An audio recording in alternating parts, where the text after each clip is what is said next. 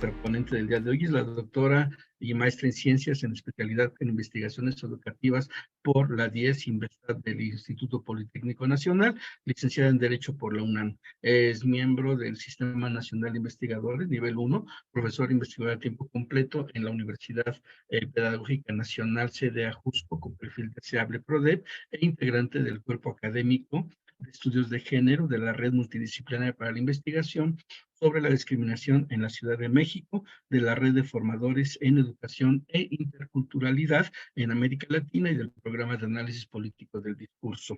Bueno, pues tiene distintas publicaciones, todas ellas pues, dirigidas precisamente hacia aspectos de género, como el de formación en movimientos estudiantiles, reflexiones sobre la crítica teórico-política contra el neoliberalismo desde el feminismo, el género y el APD. Y bueno, pues el día de hoy, como ya lo había anunciado, ella presenta la ponencia Educación contra la Violencia, estrategias desde los estudios de género y el juego cooperativo.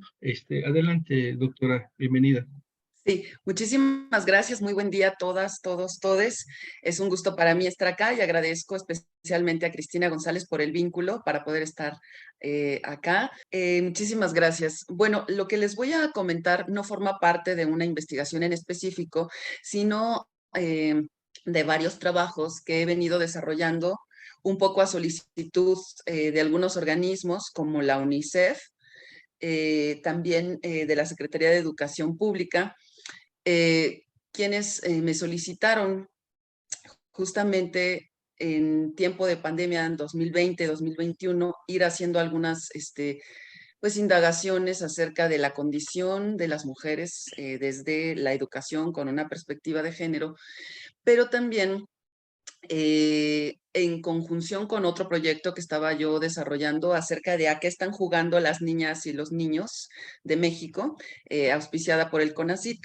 Entonces, lo que voy a presentar a continuación tiene que ver más con estas reflexiones, muy sintéticas porque así nos lo solicitaron en este congreso, pero que espero puedan dar pues un panorama de lo que intentamos construir, ¿verdad? Como ya seguramente estamos a veces cansadas y cansados quienes nos dedicamos a esto de dar las cifras, pero es importante seguirlas dando. Voy a comenzar diciendo que actualmente en América Latina se reconfigura la vida social. Tras la emergencia sanitaria por COVID, por supuesto, y como ya han expresado las compañeras que me antecedieron, la vida de las mujeres se ha visto recrudecida por diversos factores, entre los que tiene un lugar primordial el incremento de las violencias de género, lo que incide directamente en las dinámicas educativas, ¿verdad? Ello aunado a que las escuelas y sus integrantes los vemos como afectadas por las condiciones socioculturales más amplias de los contextos en que se encuentran. Y esto, por supuesto, implica que las escuelas están penetradas por esas condiciones que muchas veces también son de violencia y de conflicto social. También tengo en mente que las personas que se educan son seres enteras y enteros, ¿no? Las estudiantes, docentes, madres de familia y directoras ya tenían diversas condiciones de desventaja por los modelos socioculturales androcéntricos aún dominantes y que han afectado las múltiples dimensiones que las conforman. Solamente para dar algunos datos, en el país, de acuerdo con la CNDH, en este 2022 y el Sistema Nacional de Seguridad Pública, los feminicidios han sido un problema complejo de muchos años, pero que ha tenido, desafortunadamente, un incremento significativo reciente, y con los casos infames de hace algunas semanas lo vemos, ¿verdad? También, de acuerdo con un informe elaborado por el Senado de la República, y a modo de ejemplo, durante el mes de marzo de 2020 se reportaron 3.835 casos más de violencia familiar que durante el mismo mes del año anterior. Y bueno, ya es bastante reconocido que las llamadas de auxilio se incrementaron por lo menos en los datos más tímidos en un 60%. Y por supuesto los refugios para atender a las mujeres víctimas de violencia se encontraban desbordados. Cuando las madres y las maestras son violentadas, es frecuente que las hijas sean testigas o víctimas indirectas de ello, y muchas de ellas también víctimas directas, al estar en el espacio doméstico, lo cual afecta peligrosamente su salud física y mental. En lo educativo, esto es desastroso, pues además del pésimo modelo social y familiar que sirve de ejemplo a las nuevas generaciones, no se dan condiciones propicias mínimas para la atención, la concentración y el aprendizaje positivos. Por otra parte, hay que destacar que en México 3 de cada 10 mujeres han experimentado al menos un episodio de violencia psicológica, física o sexual en el ámbito escolar. Y está por también indicarse cómo es que se está dando pues la reincorporación a los espacios físicos educativos, ¿no? Sabemos que también por las tensiones que tuvieron muchas y muchos estudiantes, están presentando algunas conductas de miedo, por ejemplo, las edades más pequeñas están teniendo conflicto para también socializar, y esto ha aumentado a ciertas dinámicas que ya se venían dando en la educación. Bueno, resulta un panorama bastante complejo. Otro dato relevante tiene que ver con que en el periodo, por ejemplo, de 2016 a 2021, las agresiones contra mujeres estudiantes mayores de 15 años crecieron en un 7%, siendo las violencias que registraron un mayor aumento la psicológica y la sexual, seguidas de la física, entre otros datos que por cuestión de tiempo no es posible compartir aquí, pero que sí nos dan un panorama, por supuesto, a veces hasta desalentador, ¿verdad? Por otra parte, ya desde antes de la pandemia habíamos estado hablando de que a pesar de los esfuerzos en materia de políticas educativas con perspectiva de género, en las escuelas en realidad poco habían cambiado las relaciones de poder o las prácticas sexistas docentes, pues aún se reproducían roles y estereotipos de género. Prevalecía ya de por sí la estructura jerárquica que favorece la desigualdad, la supremacía de los hombres y la subordinación de las mujeres. Esto en otro texto que elaboré, que es sobre 20 años de políticas de género en educación, coordinado por la doctora Rosa María González, y en el que yo participo. Bueno, muestra de ello siguen siendo, por ejemplo, los libros de texto que siguen estando, a pesar de los esfuerzos, androcentrados. Esto quiere decir que la mayoría, por ejemplo, de los textos siguen referenciando al hombre como el centro de la transformación social, científica, etcétera, ¿no? Y el currículo sigue estando sesgado por sexos, quiere decir que sigue existiendo, sobre todo también ya ubicándonos en el nivel secundaria, preparatoria y universidad, existe todavía una separación importante por profesiones y las mujeres se siguen concentrando, por ejemplo, en carreras como pedagogía, enfermería, trabajo social, que además son las de menor valía en la jerarquía social, ¿no? Bueno, también se sigue favoreciendo la posición más alta y valiosa de los varones, se sigue usando en la mayoría de los textos y también en las comunicaciones escolares, en las clases docentes, por parte de los docentes, el uso del lenguaje androcéntrico, ¿no? Hay un uso inequitativo de espacios y tiempos escolares, esto también pues tiene ya mucho tiempo que lo hemos identificado, porque la mayoría, por ejemplo, de las chicas tiene cargas domésticas de cuidados, y su concentración en los espacios escolares pues difiere de la de los varones, que solamente pues se preparan para ir a la escuela en muchos casos y llegan a tomar las clases, ¿no? Los tiempos escolares en este sentido, bueno, son desiguales. También el uso de los espacios, nos referimos al espacio sororo. En las clases se sigue dando la palabra en mayores ocasiones y usan el mayor tiempo los varones la palabra. Y bueno, en los patios escolares, aunque ha habido ya algunos esfuerzos para distribuir los patios de forma equitativa y las aulas. También por la formación que se tiene del sistema sexo-género, se utilizan de forma distinta y todavía las niñas se siguen concentrando en los rincones, con menos movilidad en varios sentidos, también incluso dentro del aula. Y bueno, el uso de estos espacios entonces también sigue siendo desigual.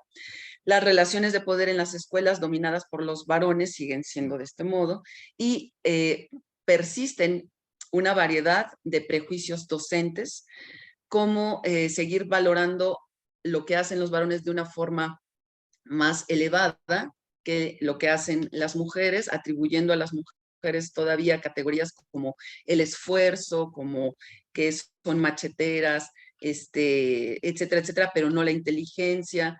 En los niveles medios y superiores se sigue diciendo que las mujeres están ahí mientras encuentran a un varón. Muchos docentes siguen con estos prejuicios, entre muchos otros, ¿no? Que no me da tiempo de abordar aquí.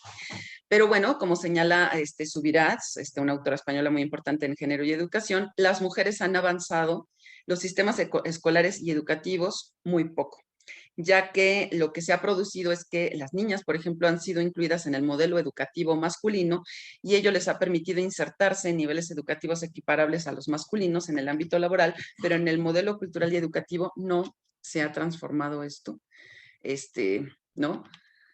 Desafortunadamente. La misma autora señala que el modelo cultural que se sigue transmitiendo a los niños varones, por otra parte, es el de la virilidad, que tiene que ser forzosamente agresiva y violenta, y que la agresividad a la que frecuentemente se le llama valentía, representa el honor del hombre. Para ella, el énfasis en la agresividad implica el rechazo a las emociones consideradas blandas, el dominio sobre las mujeres, la ostentación de fuerza física, el énfasis en la competitividad y en ganar, así como la asunción de riesgos físicos. Ello se expresa, por ejemplo, en el hecho de que son la intimidación, el acoso, el abuso sexual, las violaciones o intentos de agresiones, algunas de las formas de violencia que más reportan las mujeres en el ámbito escolar.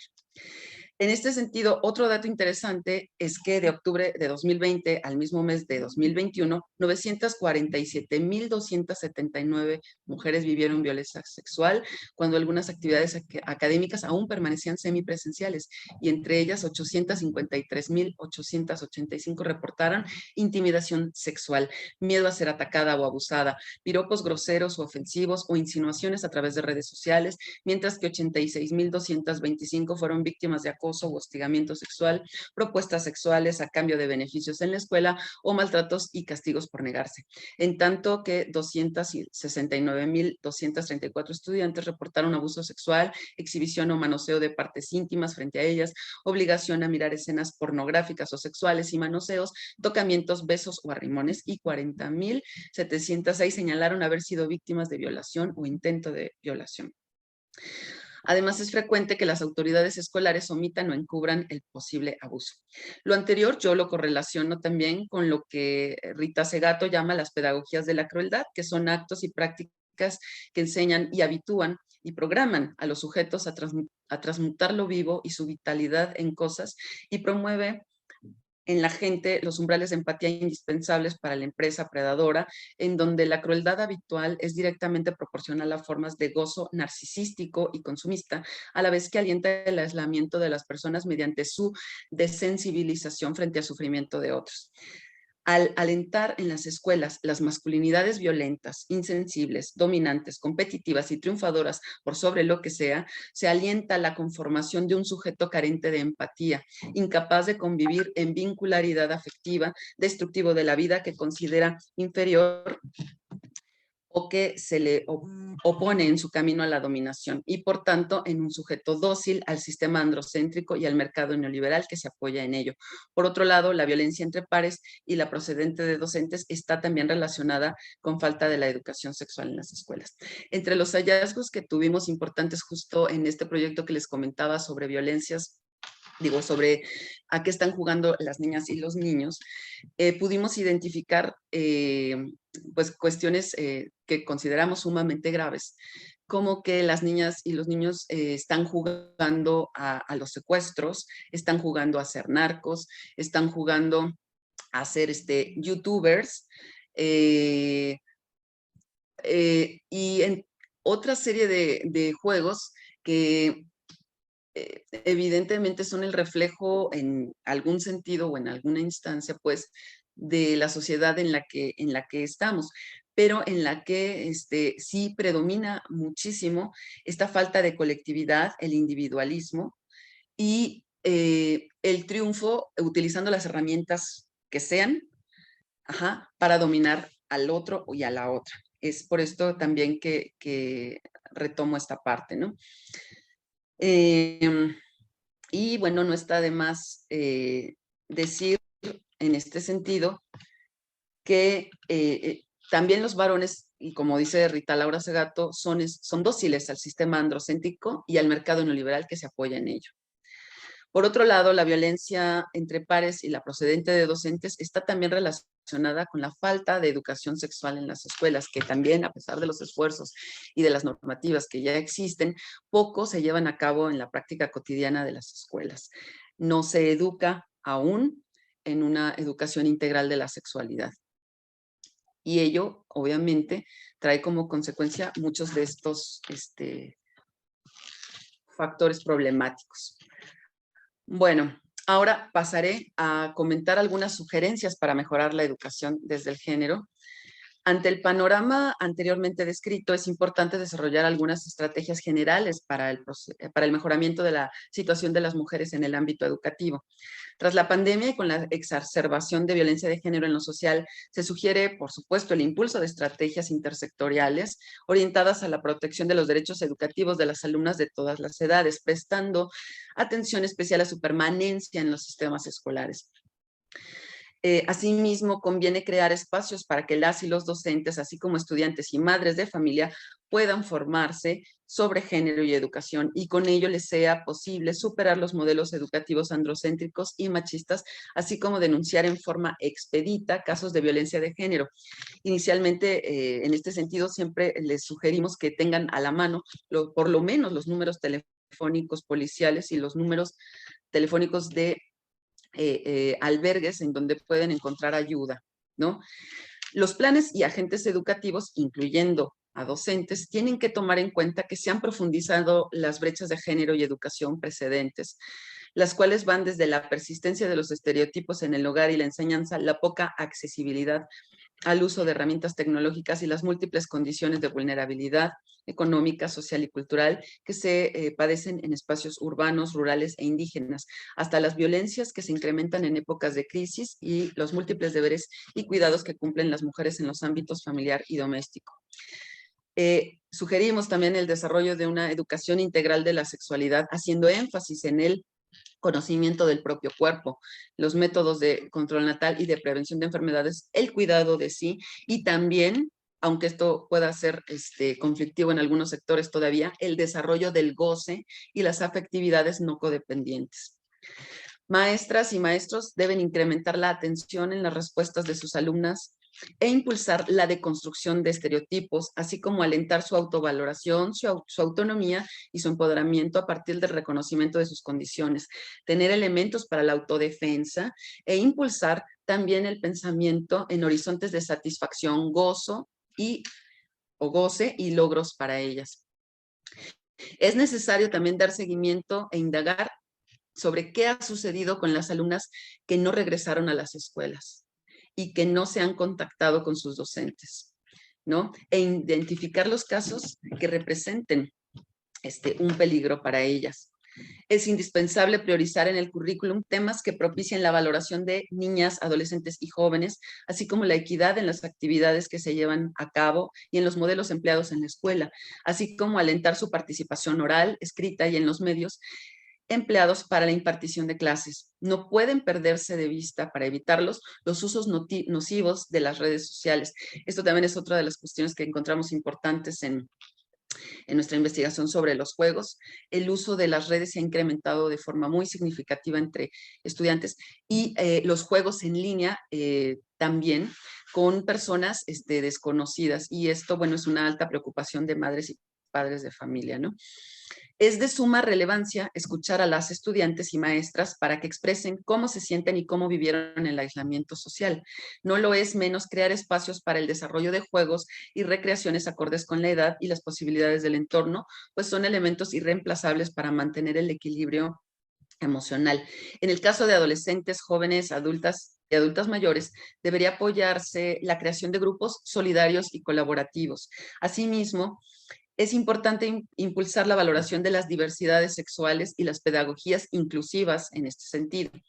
Y en estos tres últimos puntos que mencioné, es que resulta relevante también la propuesta de los juegos cooperativos como medio para construir un tejido social en los espacios formativos, alentando con esto lo que también Rita Laura Segato llama las contrapedagogías de la crueldad. Hay que desarrollar también la sororidad, retomando aquí a Lagarde, y la solidaridad inclusiva. Como es sabido, en los juegos normalizados en Occidente existen también jerarquías o asimetrías que exhiben los géneros como manifestación de la estructura lógica del pensamiento occidental.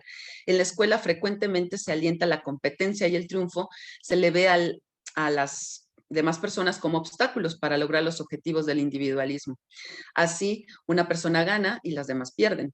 Muchas veces ello se usa para que haya un mayor esfuerzo por parte de las personas participantes. Sin embargo, los efectos son desde el género desventajosos, frecuentemente para las mujeres, además de que se alienta la desarticulación de la comunidad, de la empatía y de la solidaridad.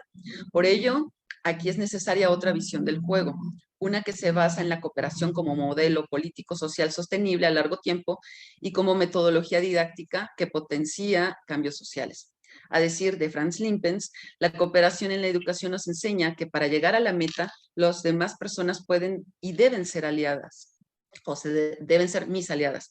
Se construye la solidaridad y la unión del grupo, pues para poder disfrutar de la ganancia tenemos que incluir a todas y a todos. Por otra parte, en los juegos cooperativos, las y los jugadores dan y reciben ayuda para contribuir a alcanzar objetivos comunes. Sus objetivos están estrechamente vinculados y los resultados que obtiene un miembro del grupo son beneficiosos para el resto. Otras características interesantes son que se juega por el mero placer de jugar y no por el hecho de lograr un premio. Se busca la diversión porque desaparece la amenaza de no alcanzar el objetivo marcado, se favorece la participación de todas las personas, se promueven relaciones de compañerismo e igualdad con el resto del grupo. Y la superación personal no implica el superar a las otras personas, pues se desarrolla un protagonismo colectivo que permite a cada participante tener un rol destacado. Por otro lado, bueno, hay varios elementos de los juegos cooperativos que pueden aportar para la destrucción de los estereotipos de género, como son crear un ambiente social que no excluya a nadie, determinar un contexto en el que las y los estudiantes puedan participar con independencia de su nivel motriz, evitar situaciones de agresividad física o verbal, proponer actividades que permitan participar y desarrollar valores como la cooperación y la solidaridad, fomentar situaciones donde niños, niñas, niñas valoren a sus compañeras, compañeros, compañeros, entre otros. La cooperación puede utilizarse como estrategia para buscar la igualdad y la justicia y para ayudar a entender cómo el modelo se puede aplicar en contextos más amplios, pensando que las estructuras de cooperación crean condiciones para cambiar la desigualdad, promoviendo situaciones de equidad y relaciones humanas, donde cada persona pueda sentir la libertad y la confianza para trabajar juntos en función de metas comunes. En este sentido, si se aprende a trabajar cooperativamente, se podrá entender que también esta dinámica se puede aplicar a su comunidad. Esto, sin embargo, implica innovar y buscar soluciones creativas a los problemas utilizando un pensamiento complejo y divergente. Los juegos constituyen, pues, una actividad lúdica indispensable y como medio de socialización permiten a las personas desarrollar, ampliar, expresarse y comunicarse en relaciones diversas. En este sentido, los juegos cooperativos pueden ser un medio primordial para el aprendizaje de la equidad de género y, por tanto, un espacio propicio para la potenciación de aquello que se desea las mujeres de todas las edades vivan. Y bueno, con esto concluyo este momento de mi participación y le doy la palabra a quien estaba coordinando. Muchas gracias. No, al contrario, doctora, muchas gracias. Nos quedan solamente 4 minutos por si hay algún comentario, alguna participación.